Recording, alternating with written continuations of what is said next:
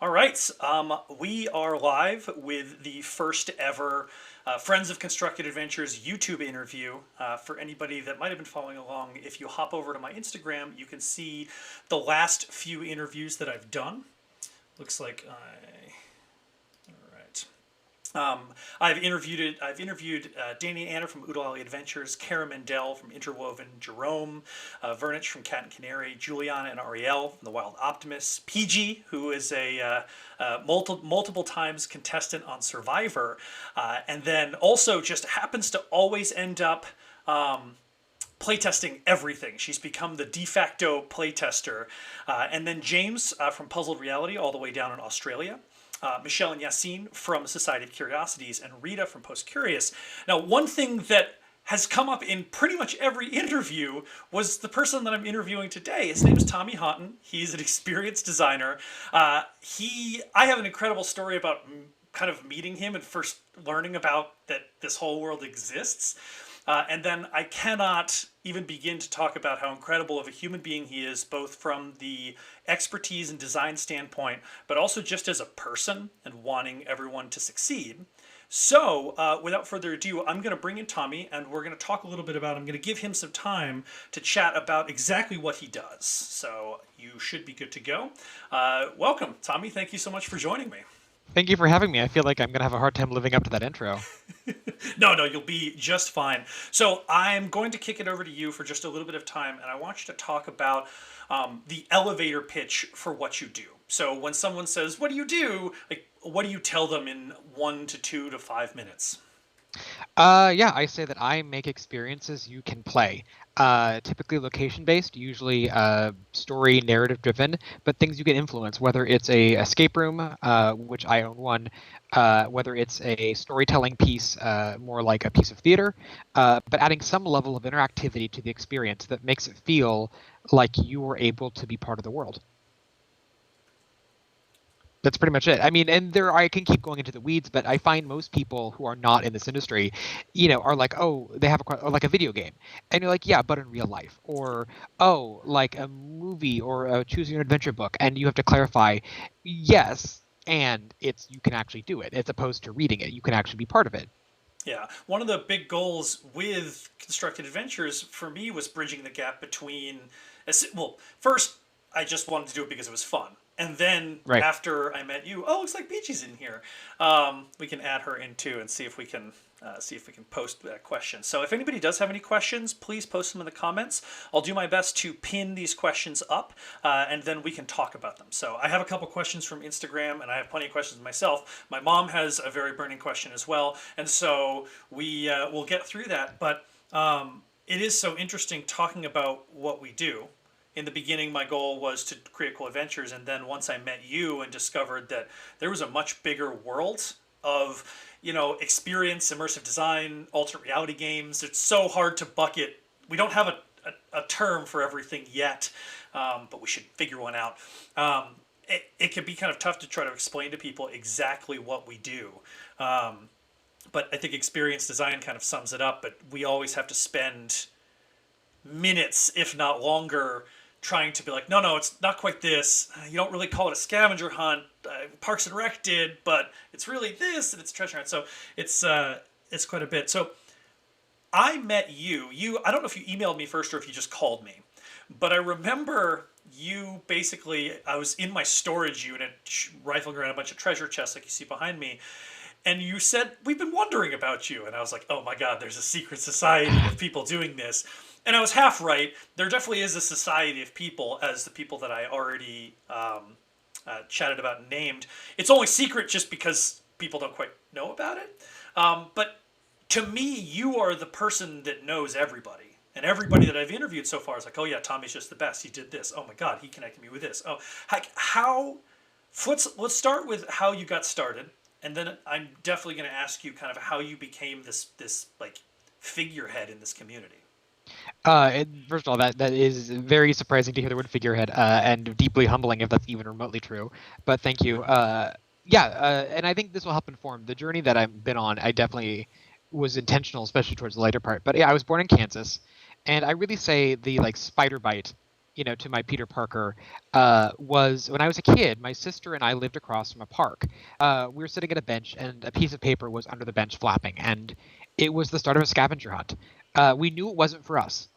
It was just there, and so we made sure we didn't take it. We left it there, but we followed it. And I was a child. My sister was 10 years older, so she was the one answering where things were.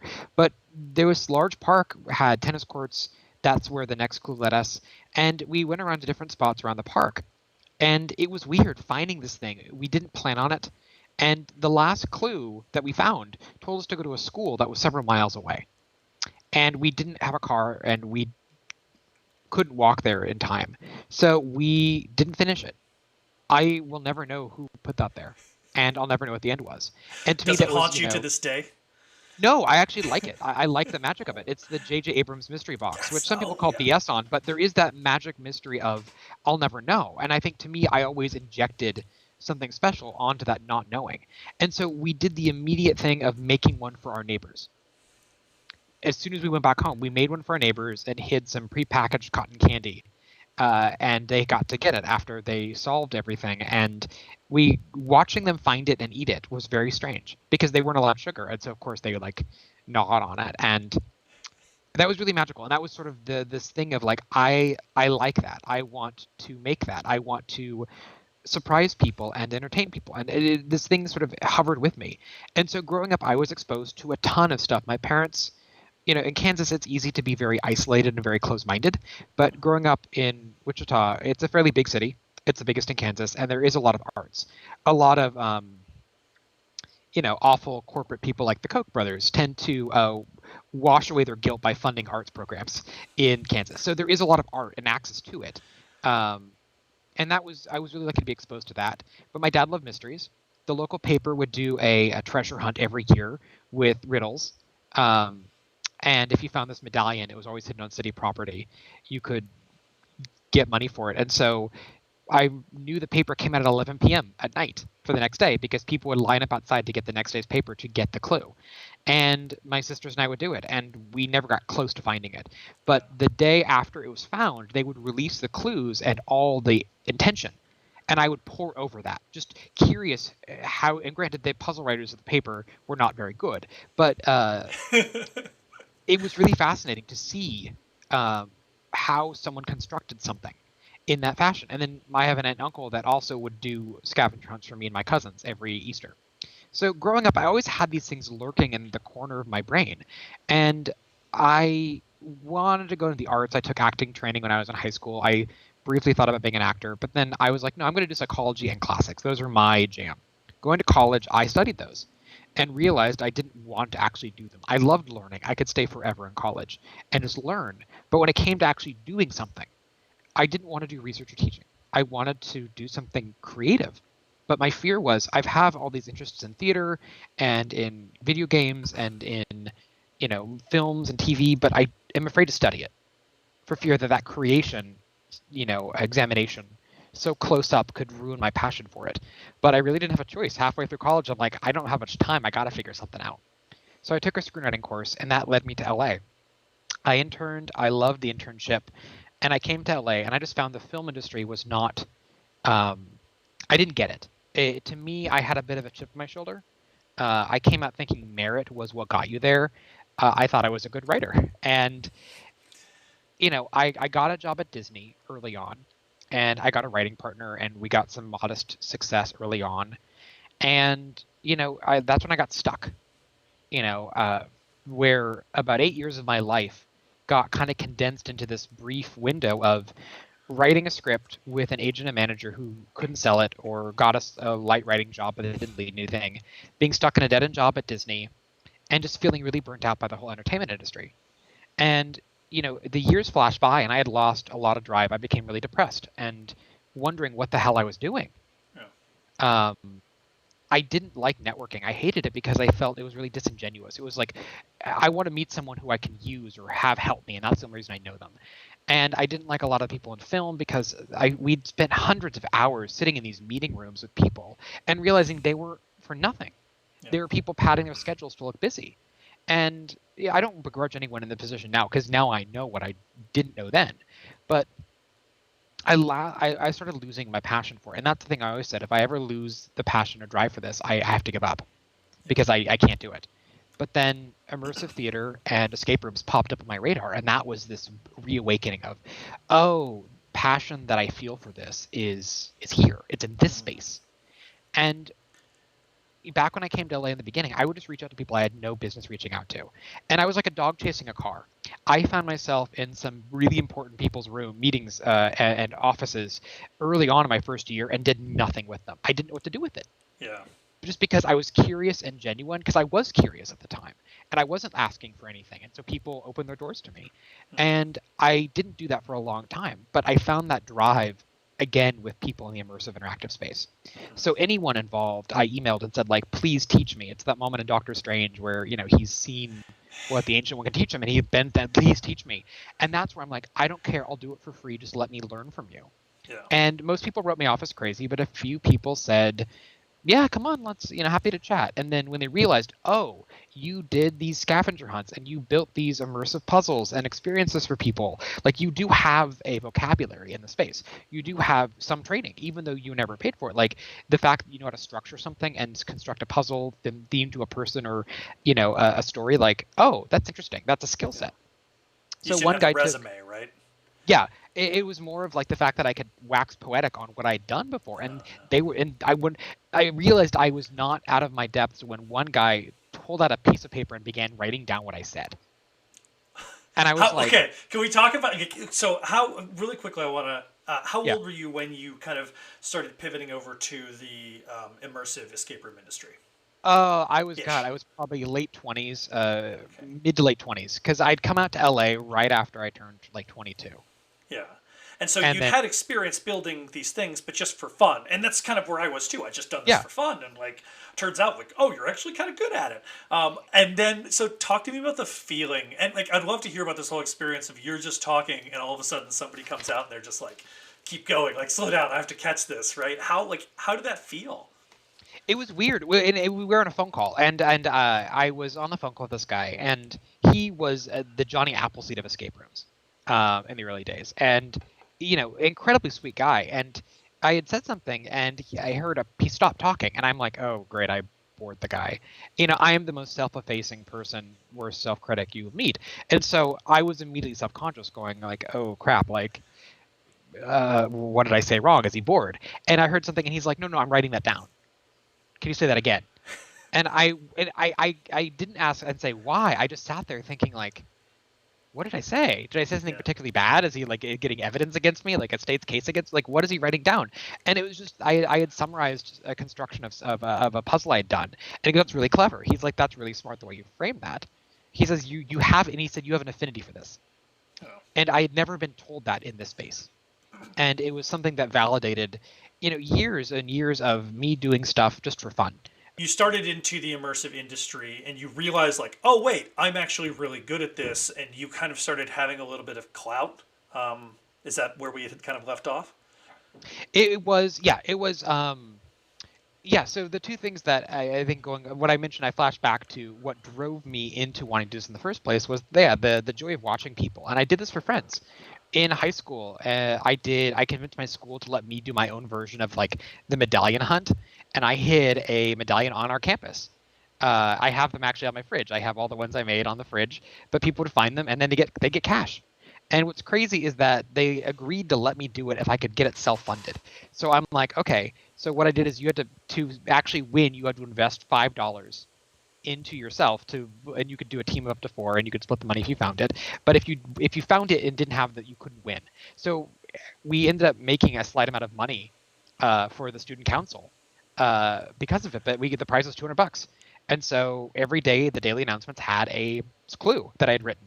And I did that for 3 years. And what's amazing is after I left, I thought it would not continue. The principal of the high school, her husband was like an amateur crossword writer. He took over, and it kept going for more years afterwards. And so great. I was really proud of that. And then I did every year an annual like Christmas one for my friends. That was very elaborate. That retraced our friendship over the years, and sort of a reflection on like where our friendship had been and where it was going.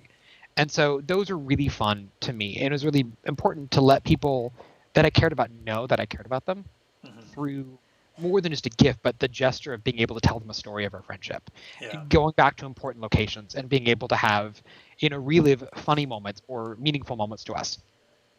Yeah, it's wild because when I do consultations for people and I help people build this, one of the big things that people get caught up in is they see what we do in like puzzles. Like I want to just do puzzles. And I'm like, no, no, no. Like that's the end. Don't worry Right. about that right now. And I like to call it's an act of extreme thoughtfulness. I'm That's a good way of putting it. consulting. Yeah. Yeah, I'm consulting with a gentleman right now who's going to be proposing. I can't imagine that he's watching or anybody else is, but just in case, I'll keep it Yeah. pretty broad to not blow a proposal. But it really comes down to figuring out what makes that person feel so special and so loved. Right. And sometimes I'll have to kind of steer that ship. I had one guy reach out and he said, "Okay, my wife loves museums. So I want to do a museum heist themed adventure." And then I finally got the friends on the phone, and the friends are like, like she wants brunch and limos and like whimsy and like relaxing. Like he wants a museum heist theme adventure, Yeah. but she wants this. She wants to be based off their favorite book together. And so I was able to kind of steer. But it's so interesting how you were doing all these things for fun, right? High Yeah. school for Christmas. And when you did these, you had no idea that this would Oh lead to God. like your profession, right? But it is so wild that like we do these things, and most of the people that reach out to me are like, "Oh my God, I do this for friends, or I do this for schools." And my immediate thing is start a business. Like there needs to be more people doing these things. I want to play more games. I want to do more things. So you had this background in building puzzles, which Yeah. whether you And realized it or not, you were really good yeah. at, right? I was decent at it. I wouldn't say I'm good, but I was decent enough, and I also love the storytelling aspect of what was really the puzzles were meaning to convey, and both from the act of solving and the narrative and the story that was coming from it. So it was trying to combine it from my love of theater, dramatic storytelling, emotions, and this bigger sense of world building. And like the beast, the ARG that I mentioned that came out associated with AI, it What was it was called interesting to again? me. The beast. The Beast. Um, that was just such a groundbreaking thing to follow. I'd dial up internet at home, but I was able to follow it, and that led me to getting Majestic, which was the EA produced ARG from like an actual studio. And I got it, and it blew my mind because it was an ARG made by a major gaming studio. It failed miserably, and I got it I finished it 2 days before because it has artificial pauses to simulate real life. So you'd finish a chapter and then you could only start the next one 9 hours later. So I was busting ass to get it done before they took the servers off, and I think I finished it 2 or 3 days before they took the servers offline. Wow. But I read every bit of content for that game. Yeah, in a million years, I never would have thought this would be a real career. Yeah. I thought it was a fun passing fancy, and I fantasized it would be. I fantasized about it, and in fact, Yeah. I actually did one of these when I came to LA Mm-hmm. a few months after I moved out here. The friend group that I was part of, one of my friends from back home visited and mentioned and said, "Hey, as Tommy told you about these crazy things he would do," and I hadn't. And they're like, well, "Do one for us." And so I did an elaborate, like, Amazing Race type one, having never watched The Amazing Race, but yeah, and it was for money. It was over a course of 2 days, and it was really satisfying. And that was the last time I ever designed anything, and at the time I was just working in entertainment, and I thought back to that moment so many times. It made me genuinely happy, and I was so miserable working towards something that I thought that was going to make me happy. Mm-hmm. And the first time I felt that happiness again was doing an escape room. Even the earliest one that popped up, in LA, was a mobile one made by a company called Scrap. And seeing Sleep No More in New York and an immersive theater where your ability to engage, you have agency to move in the space, to be part of the story, it just melted my brain. And so I wanted to desperately be part of that world. Mm-hmm. And thankfully, the world was kind enough that people responded. Some people took me under their wing. And after that, I just began getting a little bit more confidence in the space. Yeah. I reached out to anyone I could, any event I could. And it was not out of anything, because I don't like networking. I have a very weak, I have a weakness that I think is a strength now, because I've learned I can't be around people I don't like. Yeah. I can't fake it. I cannot fake it. And It's probably a that's good part thing of in the what long run, right? Like it didn't help at Disney. It didn't help my career.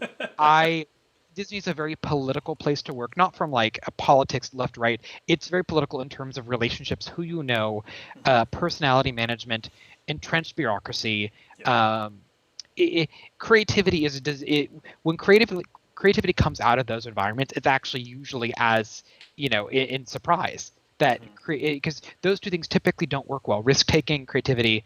It's frustrating in that angle, and I think that was probably the biggest surprise for me working for such a giant creator of well-known brands and creative innovation. So seeing this space was like I liken it to a guy in a desert finding a canteen and finally feeling nourished, and then following this path and then hitting an oasis. Yeah. Sorry, I'm just realized that the other one is still trying to catch back up, like Oh, the old one that I had. So let me see if I can cut that out, and it'll hopefully kind of kick over to this one. Man, the internet is just something. There we go. Hey, PG found it. So we're yeah, back on, and we have more people. yay. And yeah, so what we can do now is we can kick over to questions, as hopefully we get a couple people that trickle in here from the previous stream. I will Oh start yeah, with I was gonna answer a quick question, or to cap this off and bow it off. yeah. To the very, and also just the very embarrassing thing you said about being a figurehead. The network of people I've built, I don't see as a network. No. It stems from, you know, there's Douglas Rushkoff, who's a scholar and sort of he has a podcast. He's an author. There's this concept of people that are I don't want to say enlightened, but people that are similar. It's you feel alone, and it's very easy to feel lonely in a giant world of all the craziness happening, especially when you're driven by something as weird or niche as what we're doing. And there's a concept of finding the others. And to me, I thought film and TV people were my others, and they weren't. But I did find them. The community of people that I belong to, I've always felt like an outsider, and I always will. And it's been my hardcore imposter syndrome. But the all I've been doing is when I read about someone or see something that inspires me, I want to connect with that person simply to know them, simply to like pass along my compliments and find out what I can do to support them because I genuinely mean it. When I offer people my support, it is not a some hollow promise. I legitimately want to help people in the space because one, I believe in it, and I love when I see work that inspires me. I Hmm. want to further that message and share it with people.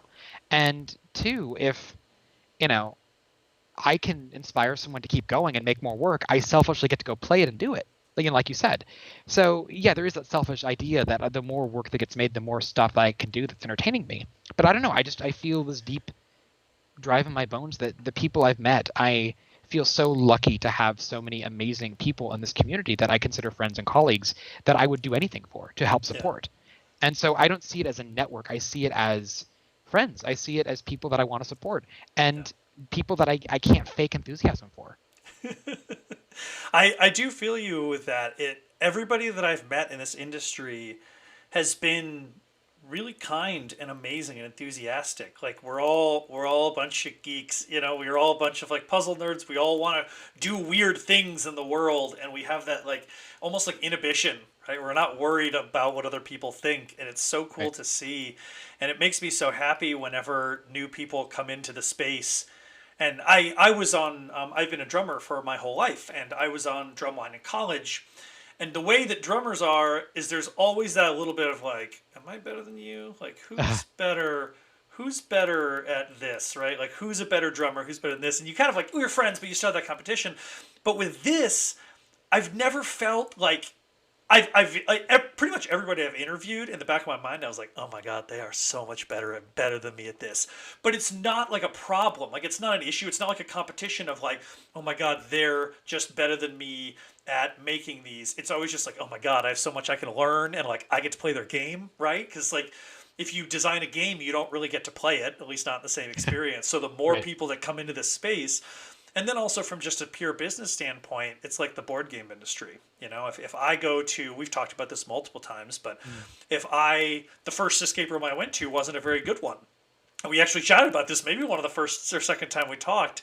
And then I think, God, yours might have been the second one.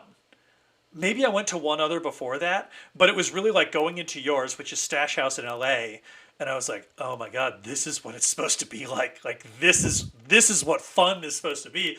And now since then, there's just I've gone to a handful more. I'm interviewing Justin Nevins, who is the engineer that designed the Cryptex. Yeah, Yes, he he's was like, "Oh amazing. my He's a God, great yeah." guy. I'm interviewing him, I believe, next weekend.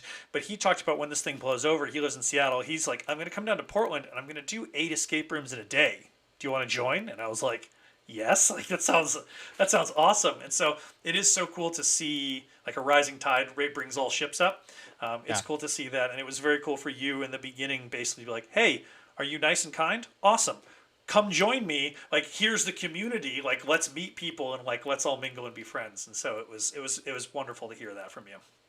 No, it means a lot, and I'm grateful to know you. Yeah, I feel very very lucky to be and privileged to be part of such a special group of people. And to me, I've accepted that everyone's better at doing what they do than I am, and that's the thing is I This don't care. is Like so not true. I don't want to embarrass anyone.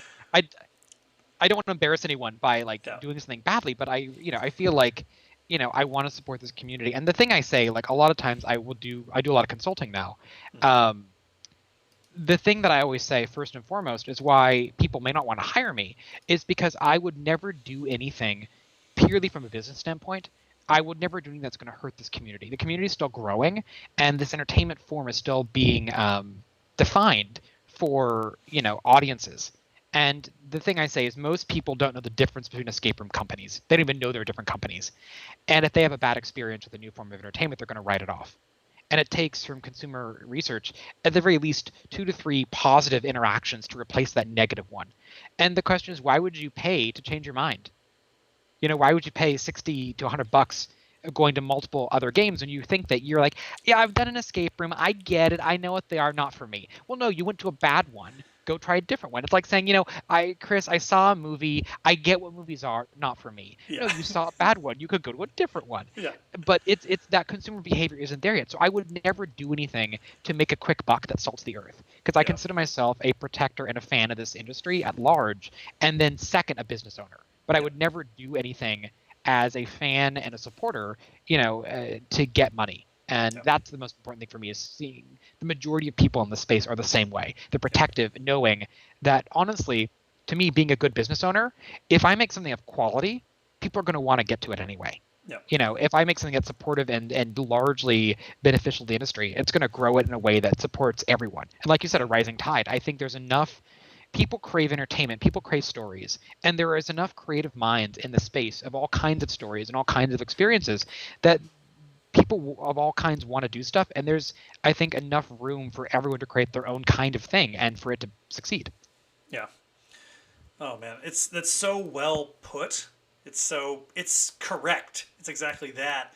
And then you see examples of it where when people try to cut corners or they don't make something that's good and it fails and it doesn't work in the long term. And a really great example of the opposite of somebody succeeding. Look at Rita from Post Curious, right?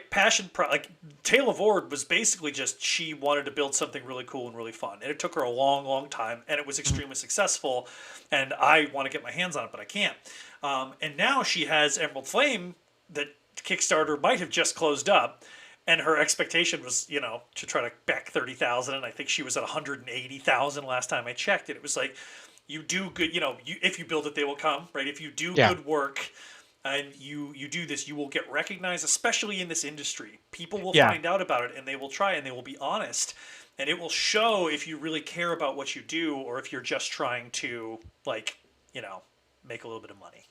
I think that's the thing is going to conferences and being able to meet people who have generally great work is like you're fans of each other. You geek out when you meet someone. You're like, oh crap, you're the person that made this. And again, it's the ability to amplify voices and the idea of in film something you felt really struck by is a good script could sit there, but because you are not a big name, people may not champion it, and good quality work can just sit on a shelf. Yeah. It feels like with this industry at large, it's much more democratic. You don't have to worry about gatekeepers. You can be scrappy and see what Wild Optimus did with their Kickstarter. The amazing work that comes from being scrappy and saying, I don't want to wait for a gatekeeper. I want to Yeah. try to get my work out and let it be seen and then see what happens. It's one of the biggest pieces of advice I'll give people is you do not have to wait for someone to give you something because someone is not going to give you something. You have to make it. And in film, another reason why scripts sit there is people lack imagination. There's a sense of confidence that comes from making something. And not a script is not a finished product. A script is a blueprint to a finished product. And the idea is don't show me the blueprint, show me the thing. I want to know you can build it. And if you can't build a full experience, build a version of it. What can you build? Can you make something within the constraints? And I find constraints oftentimes very freeing because a blank page is every possibility and it's overwhelming. But if I say, okay, you got $100 to make me something and whatever skill set you have and the internet to help teach you, make me something that shows what you can do. And it can be a micro version of your experience. It can be something, but And we're cutting out, and hopefully it is just Skype and not him, but we will find out. But he really is just it's such a brilliant thought process and all these things behind it. Everything just makes sense and it's correct, and it's why he's held in such high esteem with everybody that's come in contact with him. And to reiterate, he reached out, he found me, and I was in my storage unit and had this amazing conversation where we realized like we agreed with so many things, both on just how to carry yourself with other people, but also in game design. One of the interesting things that he talks about, and I have a huge visceral reaction to those escape rooms that are like, only 20% of people will ever beat our escape room. Oh, we caught him back. I'm back. Yes. Hey! On the bragging about the difficulty. Yeah. Yeah. It's it drives me crazy when people say that, and we talked about it in our first phone call where it's like, well, especially my games are slightly different because they're built for a specific person and there's an end in mind. The proposal has to happen, and if they're late to their proposal, now the photographer you paid $500 for has already gone home and it's nighttime in a park and the candles have blown out and like everything's gone. But even then with like escape rooms, it's stupid when they're like, oh, like 20% of people beat our escape rooms. And it's like, that just sounds like it's poor design. That just sounds like it's not fun. You could be challenging and beatable. The problem, yeah, I think the challenge is, and some people do really get off on knowing it's difficult and have that. There's a cultural thing too, depending on the country the original room is designed from, is that some difficulty is admired. And to me, I understand where that comes from a gaming perspective of like a Dark Souls game that is punishingly difficult and the joy of finally beating it. I get that from the video game world, but I see this being slightly different in that video games are not as accessible. I think video games are amazing. I'm a huge gamer, but you choose to play what you play. I see immersive entertainment, especially escape rooms, as being much more geared towards casual people and not the hardcore people. So there's a question about accessibility. And I do think that escape rooms and immersive entertainment at large can have room for a Dark Souls game where difficulty is the bragging point, where this is deliberately difficult, but you have that advertised as this is for, are you a Demon Souls, Dark Souls, Bloodborne player who loves punishing, grinding, difficult work, but enjoying the success of it. And on the other end, this is a more accessible thing. So I think finding that back and forth. I would love to see a proposal that does have a failure option, and if you don't get it, it's like, we're breaking up. Gotta wait next month. Yeah. Maybe not breaking up. Breaking up might be a little extreme. It's like you get a Ryan Seacrest type. The fate of the relationship is on the line. I know. I like that. Oh God, that would be. I'm sure there are people that would love that. I've had people that reached out wanting to do some unique things, but my business is already risky enough, and so I want to play it safe when it comes to a proposal. So the first question I always ask is like, is there a world where he or she would say no? And every once in a while, there's that pause. I'm like, oh God, it's not going to work. Sorry, I just don't want to take that risk. You're not going to pay me the thousands of dollars we're going to need to do this. I'm not going to take the weeks and months of time spent on like a possibility at the moment that the player realizes that like they might get proposed to. They're like, oh no, and you're like, oh. Oh, it could be I so can bad. see why it'd be a bit awkward when the person's like no and runs off, and you're like, can I have the rest of the money you owe me for this? Yeah, yeah. I know it's a bad So time. I the can come back later. the final amount is Yeah, this. It's a yeah. Here's slide the over. invoice. If you Yeah, I've sell the taken that. ring, you could probably pay it off. It'll be totally just like a wash. Actually, just give me the ring. I'll Yeah, handle you're not everything really from gonna here. need that. I'll just yeah. Oh my god. Okay, so let's pivot over a little bit to questions. I do want to talk about Stash House and some of the things that you are working on now, whether you're allowed to talk about them, because I think that's so cool. So first, I have to bring in. I'm going to talk about PG's question. I think she might still be here. PG, I love you. You were wonderful. I want to interview you on YouTube as soon as I can get the internet problem fixed. So just know that that's going to happen. For reference, PG Law was on Survivor. I chatted with her. Tommy, you introduced us because she has become the de facto playtester for everything. Where most of the time, I would imagine the people that playtest your games are people that make other games, and so they're looking at it like a game designer. Versus PG, which has this way of looking at it like a player. She's like a professional player because she was on Survivor and she's played a bunch of these things. So her first question is, who is your favorite Survivor player and why is it PG? Anna Maria, I think is probably my favorite Ah, player. I imagine that's probably you're probably cringing at that. and we've lost a No, I mean it's viewer. fun. Yeah, I lost Just someone. kidding. I Lost, grew. lost PG. It's funny. Survivor was a bonding tool for a friend of mine, my roommate in college. We didn't necessarily weren't very close, but then we realized we both enjoyed Survivor, and so we started watching it together. We watched, I think, every season for like 5 years or 4 years together, and then when I came to LA and had the chance to meet some of the people and my friend Miles and Greg from a company called Wise Guys, they worked on the show and they invited me to the finale. I got to meet some of the players. I got to meet PG, and it was just a dream come true being able to meet some really incredible people who I've been fans of. So no, PG, yeah, yes, PG is my favorite player. Although this season of All Stars was just incredible, seeing a lot of the great winners pop up. So does Tony deserve to win? No, but it was still a fun season. Spoiler alert, maybe. It's already aired. Okay, perfect. I don't know. I don't have cable TV, and so if it's not a bingeable season on Netflix, sometimes I end up missing it. Yeah. So her next follow up question, which is a little bit harder, is who's your favorite person to do escape rooms with, and why is it PG? I love doing escape rooms with all kinds of people, especially my girlfriend Marley. Yeah, no, it's funny. Escape rooms are an interesting thing. I love playing with. I have a bunch of friends I've played with. There are probably about 10 to 15 people I love playing with, and I wish I could do more with them. And it's really fun.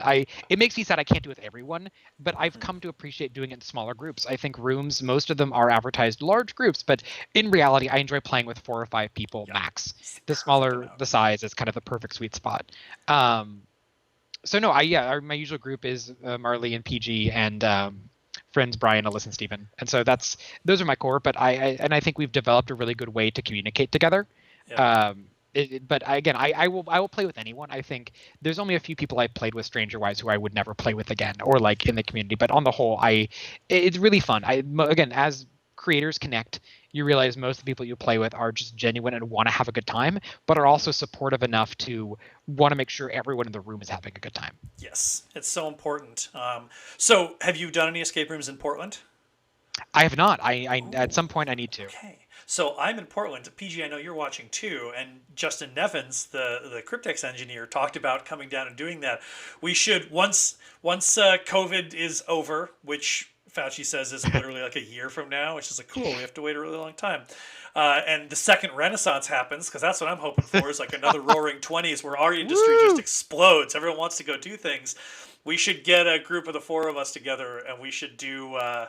Um, we should go knock out like 8 escape rooms in a day, and then I would love that. I don't get exhausted. It's although it is interesting hearing my friend Amanda and Dan and Anna, they did the world record, 22 in a day, and it was interesting hearing the story of how that played out because they set the record in Russia, wearing GoPros and doing as many as they could in 24 hours, which is amazing. I would imagine like the last 5 or 6 can't be fun. It's like trying to do the Disneyland when it's like 24 hours. You know how it's open. Yeah, There's a yeah, yeah. great blog about somebody that tried to ride as many rides as possible, and by the end he was just like a shell of a human. And his kid, who was like a little bit older, like they just couldn't do it.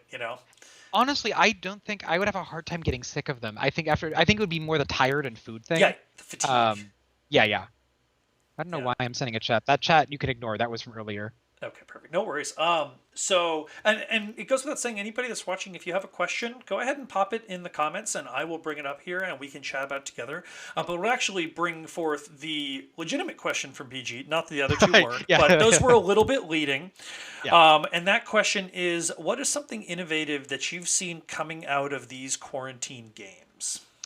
Yeah, I mean, I think I have a lot of thoughts on this. I think what I initially saw was people trying to translate something that existed for either boredom or necessity for business reasons to get some money, taking things that existed in location-based entertainment and just putting it online in some way.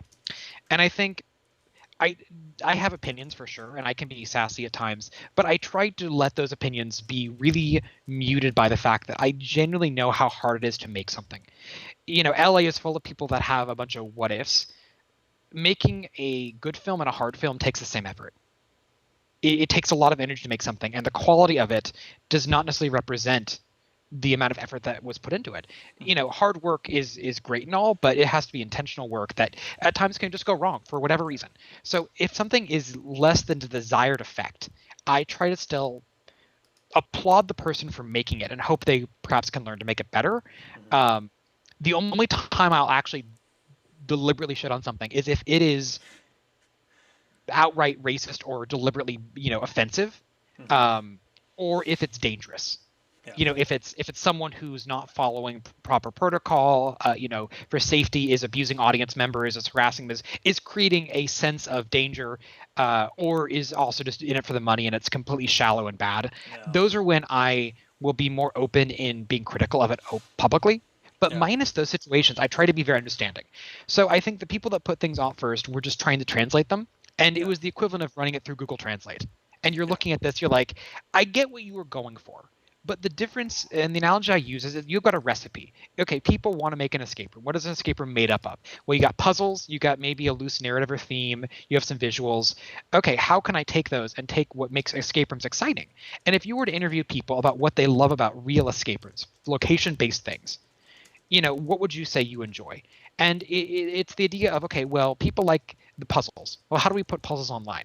And it's not just puzzles. It's the idea that you can actually engage with them, that they're in three-dimensional space. You can touch them. It requires actual communication and teamwork with people. Most escape rooms have typically some type of surprise element, whether it's more rooms, it surprises how you engage in the space, but that je ne sais quoi of surprise. Okay, well, those don't necessarily translate online the same way they do, on digital space. You have to come at the goal from a different ingredient. But for whatever reason, some people think that you can take the equivalent is like, okay, you're making cookies. And you go, okay, well, in location-based entertainment, I have sugar and I got flour. I got all the tools to make a cookie. Well, I have the same recipe, but now I have new ingredients for digital remote experiences. And okay, I need flour. Well, I've got sawdust. It's vaguely the same consistency. And oh, you need sugar. I've got salt. And so you have all these things that look similar, Oh, wow. and you're like, and you put it together and you make a cookie and it looks like a cookie. And then you take a bite of it, you're like, what is this? And because basically you're advertising something as this is the thing, and you're used to it one way, and you actually bite into it and you're like, this doesn't work at all. Yeah. You're trying to use ingredients that may feel similar but are very different. And it felt like the early days of VR.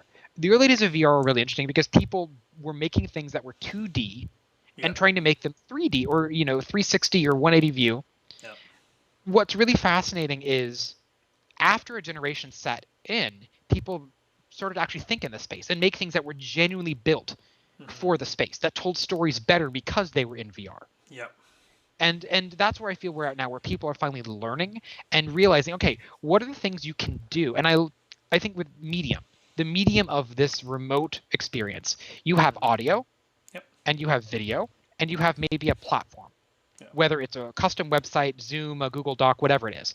What can you do with those platforms that you cannot do in any other medium? A good example is like a novel.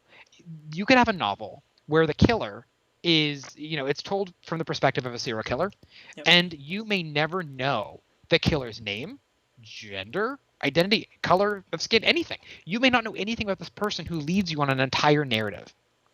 Could you translate that feeling into a radio play? No. Because as soon as you cast an actor to play that character, you immediately associate some kind of, unless a robot voice is doing it, you associate a gender with that voice. As soon as you associate, in a film version, how could you tell that story? Unless you got the camera through two eye holes, which, makes it harder. So it's like, what are the unique things you can do in this medium that you can't do elsewhere?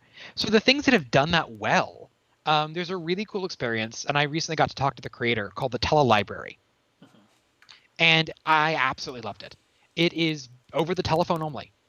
And it's beautifully conceived. It is really accessible for all audiences. And what's interesting about it is that it's really built for people to explore. And I won't spoil anything else, besides the fact that it evolves. It grows because of audience participation. And it's this beautiful mix of an exquisite corpse told over the phone, over a 40-minute experience that can be done solo or maybe with someone else on the phone. It's lovely. And I really liked, because all it does is utilizes the medium of audio so beautifully. There are also some escape rooms I've done that, like with PG, that we've done online. A lot of them that are not very good are the ones that typically will take a puzzle and use the visual medium as, I'm going to show you something that I could have just, I think as PG said, this game is the equivalent of, this meeting should have been an email. And it's beautifully stated. Because it's like, if all you're doing on the video is you're showing me an image and sitting there and, oh no, internet cut out. Oh.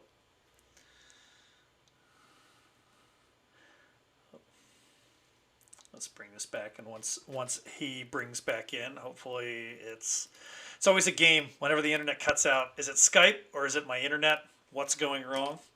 But I think we can. You're back. You're back. I got him back in. Perfect. Yeah, I was just saying that the problem that I have is, now that we've had the internet cut out a couple times with Skype, and then also one time just completely die, whenever it freezes, I'm like, okay, is it Skype or is it everything? Is the whole thing burned down? It's the fun mystery. Yeah. So we lost you for a couple seconds, but you were on a roll, and you kind of nailed it. This is a meeting that should have been an email. So you do escape rooms like that. And that's all to PG's credit. That's a beautifully stated thing that I completely agree with, which is justifying the use of the medium. I'm sorry I cut out PG. But yeah, the equivalent of justifying the medium you're in. You have to. Otherwise, why are you doing it? And I get it. Your business needs to put something online. Your show closed. You need to put something on. But justifying the actual intricate, so the things that the Telelibrary I loved. My friend Brian, who has a 60th location in LA, has Miss Jezebel. I enjoyed the game in person. It has an actor. The improv in that game is hilarious. And he did an online experience that I think is brilliant and beautiful, and I loved it. So Miss Jezebel is incredible at 60 out. I love the way his game allows for what's really fun about the in-person version, but he also really embraced it, I think, even better in the online version, is, for me, I love in video games, and this drives my partner nuts. I love trying to break it. I like seeing when a game and a developer winks at you when you try to disobey. When a character in a tutorial in Grand Theft Auto is like, go over here, and I'm like, no, I'm going to go over here. I'm going to run away from you. What's going to happen? Yeah. And when the game has something funny happen, one of my favorites is the early point-and-click adventure game Sam & Max. And there's a point. One more time? Oh, point-and-click Sam & Max. Yeah. Sam & Max hit the open road. It's a LucasArts point-and-click adventure game. But there's a point pretty early in the game where you can go to a wishing well, and you can wish for the game to be over, and then the game ends. Yeah. The closing credits come up, and it's like, I love that, because it's the chance for you to be a troll, but not in a way that's disruptive. Yeah. And so whenever an experience allows for you to do any kind of exploration and finding the edges, and it doesn't actually punish you, but it rewards you for finding and playing. And it can keep you, when a game can keep you, or an experience can keep you on track while also rewarding your curiosity and letting you be a troll. And I call it a transgressive act. Experiences that let you pull off transgressive acts that you don't normally get to do in real life are really special, because you get that titillation from I'm not normally allowed to do awful, silly things, but breaking stuff and encouraging people to embarrass themselves, it can be fun to, if it makes you feel like a child clapping gleefully. And when you can do it and it doesn't break the experience, the thing winks back at you and then it goes back on the rails, it's really magical. And I think Brian did a really lovely job of that. That's so Um, wild. We are actually like getting close to finishing up on time. We could oh, literally okay. talk for hours, and we Yeah. have because every time I'm in Nice. LA, I'm like, "Hey, can I buy you lunch?" And we just chat and chat and chat. So I do want to do one more question because it was a brilliant question, and then we'll wrap things up. But I do, since this was kind of the play test to figure out if this works, and it does, and my new Yeah. modem gets in next week. Oh, fantastic. I would love to go through all the interviews that I've done and bring you back in and just basically kind of pick up where we left off. And like, Oh, I'd love to. I hopefully would love by to. the end, it'll be a couple months and maybe the second wave of COVID is over. I don't know, man. It's gonna get Hopefully, bad. there's a What? magical vaccine that we discover is just sunlight and love, and that's I it. know. And puppy dog kisses. Yes. Cool. So the last question is from Instagram as well, and the question is: in live game design, what have you learned about attention span and tension arcs? And so we can kind of split that into two. So what have you learned about attention spans? Well, I see them being related, and I think it really stems from there is no need to reinvent the wheel. Hmm. The two things that I really look at from development standpoint is you look at the structure of like plot development and the three-act structure of first act, second act, rising tension, and then conclusion and falling action, and the ability to design knowing when people's adrenaline and is going to be falling and rising. And look at film. Like filmmaking has, the 90-minute feature or the hour-long television program have both nailed that sort of progress of how we know how to measure attention and keep people engaged for a right period of time. And it's not just attention; it's about the emotions being felt that can keep you engaged. So a lot of things in life deal with this rhythmic exchange. Everything from sex to comedy to a thriller, it deals in this point of when to have right, because you can't have just a narrative that's just all going up. You have to have moments of release, of tension release, and of moments to breathe and then to pull back together. And so a film can control that because you don't have agency over the film. The film can basically nail what the pacing is and how it feels right and how to keep you engaged, and then that's it because they have full control. The challenge is as soon as you give, like, even a theater piece, anything that is passive experience, a book, um, anything that you can't control how people consume it, but you can control the actual content, um, is able to, I think, pretty well nail it. Video games are the same thing. They can control pacing really well. As soon as you make it where you walk into a game or an experience and you can control where you walk, suddenly you have to let go of that control. So what people have found is really sort of mixed across based upon how much agency people have and how big some of the spaces are. So a good example with Stash House was we have a large space, and the idea is how do you divide people up? Because people naturally, if they're not experienced players, and we wanted to build this where they could walk in and still get a sense of experience, if they weren't diehards, but this is the first time, most people might cling together. Yeah. We emphasize obviously you have to split up, but by dividing up some of the spaces where literally only one or two people can do it at a time, it forces you to split up. I remember And that so from Stash House. It was I don't want to yeah, spoil it, but there was like a yeah, moment where it's like me and one other person, yeah. and we're the only ones that could fit there, and it was a really cool experience because it was just for us. Yeah, we provide one thing requires headphones and we have two of them. So we want to split people up because there is this element of to keep people engaged, the idea of focus hard for a little bit and then give them breathing room. And so, the most hope is that people regulate their ability to breathe. And so being able to have, I call like elision points or breathing moments where, you can get people to focus for 5 to 6 minutes max on something before they need a break mentally. And by break, I mean a 30-second detachment where they step away. And the excuse you get for going further is if they solve it. If they get that dopamine hit of solving something and making progress, then you buy back a little bit of time. And so one of the magical things about being able to craft a space that's large or that has multiple rooms is that each room that opens up, you have a moment of disconnecting from what opened it up and going to the new place and taking in that new data. That is that breathing room and allowing for, the thing of comedy and sex that makes so well is this idea of climax and release. A laugh is taking in of information and then letting out energy because you're laughing. An Yeah. orgasm is the same thing. It's taking in energy and release. So the idea is that you're taking in a puzzle or an interaction, you're solving it, and then you get some kind of result from doing it. You get the dopamine hit and then the discovery of what did it do, and you get to go experience and see what it did. And so by pacing those out carefully, you want to basically keep energy, going, and where the average solve is between, a few minutes between solving and discovering something, because you want that energy to keep down, up, down, up, down, up, but rising up progressively until that final climax at the end where you actually succeed and you get the end result of what you've done, and you have that hurried moment. And Stash House is flushing the drugs. The last moment is you running into the room, flushing the drugs, and then getting that like congratulations. And I still think there's a lot of little things I want to tweak, in every subsequent version of whatever we're building next to really nail those moments, that the final climactic moments. But you want that final hit to be the biggest one because you want to end on a giant high note. And yeah, so it's a few minutes between solving, but you have to have the culminations of, rising, falling, rising, falling. It cannot be just solid rising. You have to have those releases and build in that time that lets people take that breather and then step away and then come back, if that makes Yeah. sense.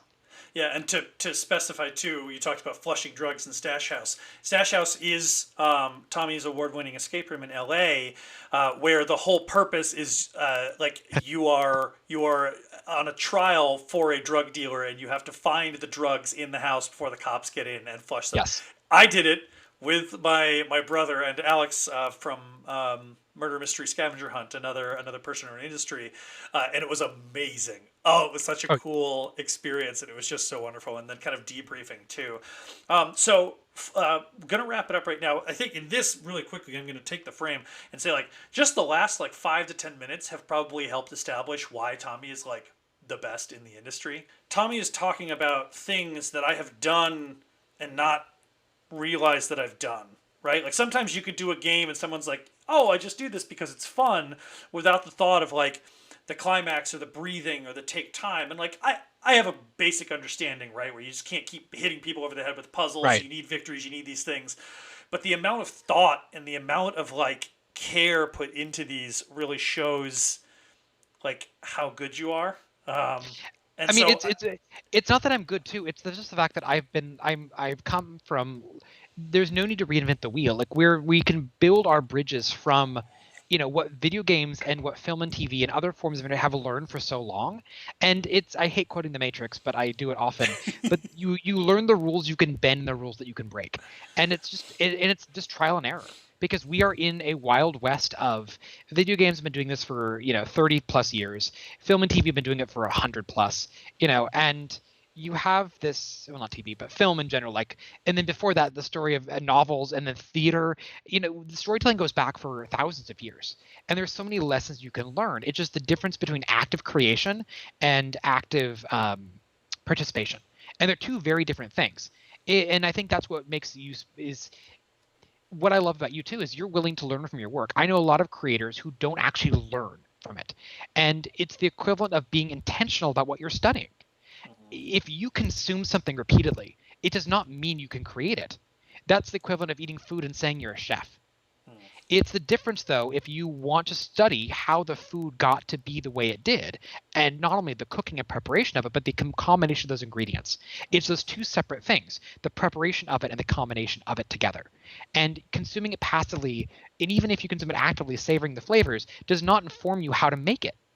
So I think that's the difference. Is I know a lot of creators who are decent at it, but I think what you're good at and what I think you should give yourself more credit for is how human beings work too. It's part of you become a student of human behavior and how to delight people and how to craft things that are memorable and special, that culminate special moments. And I think what you do is very special because being able to create memories that are lasting and be part of someone's life forever is a really big privilege. oh, thank you. Oh, perfect. So basically, we're just going to try to cut this thing before the internet decides that it wants to cut one more time. Yes, sorry for going on. Yeah. Oh, no, no. Honestly, we could talk forever, but I do understand attention spans, and I also understand Yes. that my internet is complete garbage. So most importantly, where can people find you? What should people do going forward?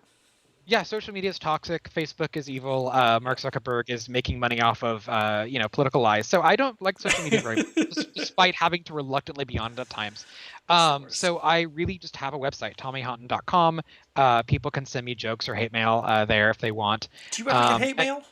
no, I haven't, Okay, that was not yet, just a but joke. I want to welcome it. If someone Yeah. legitimately I pissed off or upset, I would love to learn why and figure out what I did and learn from it. And also, you take Um, a hard stance on things like progressive morals and values, and that just inherently gets you hate mail from terrible people on the internet.